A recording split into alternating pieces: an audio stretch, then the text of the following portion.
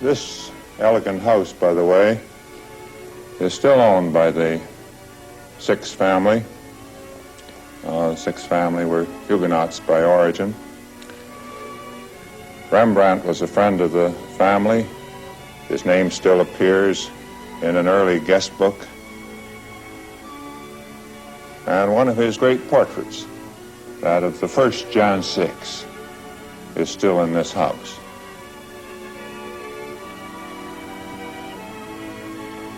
I said earlier that any monetary reform carries the seeds of its own abuse. So it was with the Bank of Amsterdam. One of the important borrowers from the bank was the Dutch East India Company. And in time, the East India Company fell on hard times.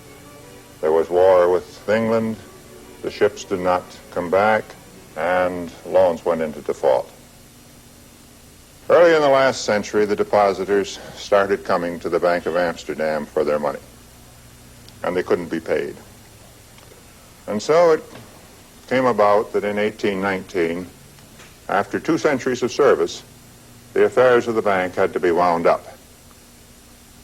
By then, however, there was a much more spectacular example of how a bank could abuse the creation of money.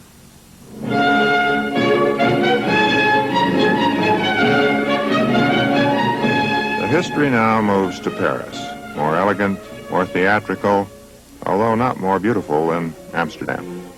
Louis XIV, having lived too long, was now dead. His heir was only a boy. The realm had great debts and little money. The regent was incompetent, intellectually as well as financially bankrupt. Such men in such straits are open to persuasion, any promise of magic.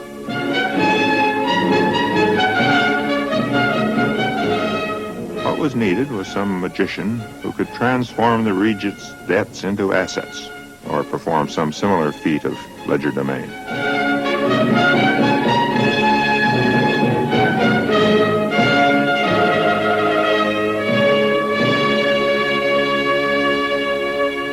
As it happens, a very accomplished rascal was available. So accomplished that some historians regret the word rascal. His name was John Law. These are his rooms in Paris. Law was the son of a well-to-do Edinburgh goldsmith who was also a banker. Goldsmiths in those days were often bankers because they had good strong boxes.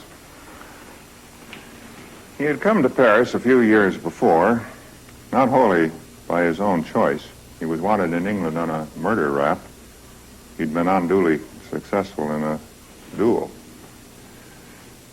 In addition to dueling, he was an accomplished gambler. He was said to have met the regent in a gambling hall, and he had a genuinely innovative mind in other fields of finance.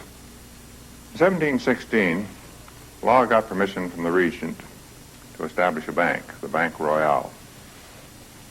This then took over the debts of the regent and those of the realm. These debts were then paid off with notes of the bank. This considerable endowment served Law's purposes in 2 ways. The notes that his bank were issuing were backed in principal by gold and silver.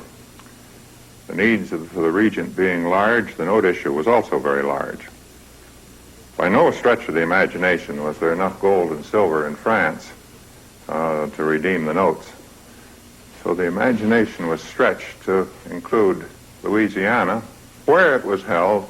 The gold and silver were available in unlimited supply, mountains of precious metals.